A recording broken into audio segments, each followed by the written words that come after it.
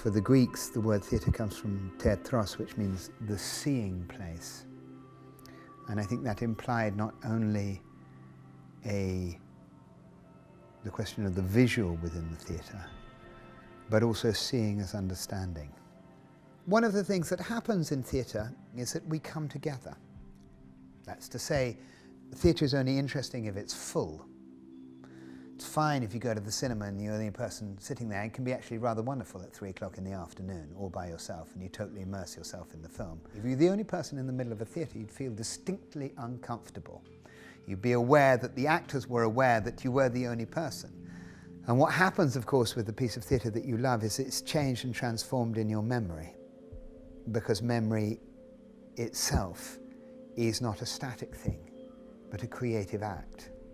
Every time you remember something, you create it anew. It's not the same. No two memories are the same. And the key thing about the theatre is that it is a creative act on the part of the audience as much as on the part of the writer, the creators, the theatre makers, and the actors who are there in front of you. It was extraordinary as a child because what was happening on stage seemed almost impossible, in the sense that they were really there and yet they were other people simultaneously. And it was more exciting than anything could possibly be. In the theatre we can have a very, very powerful sense of time. And here I'm talking about the experience where you're sitting in the theatre and it seems as if it will never end. It is, when theatre is boring, it is more boring than any other thing can possibly be boring. The feeling is that you don't know what is going to happen, but everything is possible.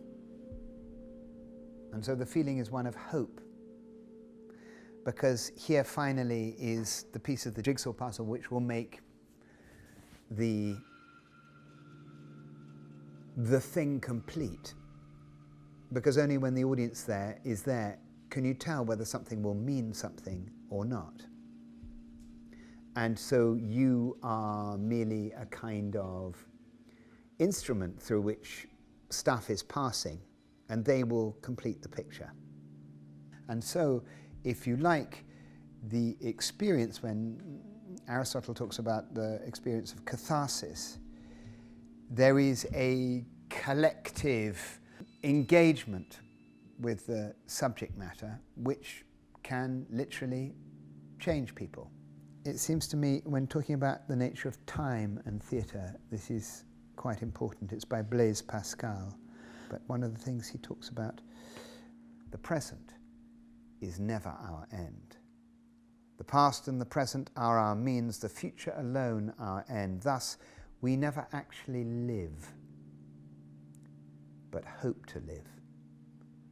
And since we are always planning how to be happy, it is inevitable that we should never be so.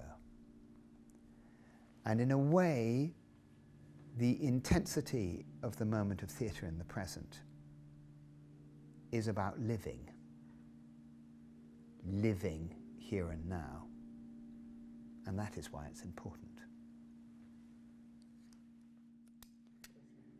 But only if it's good.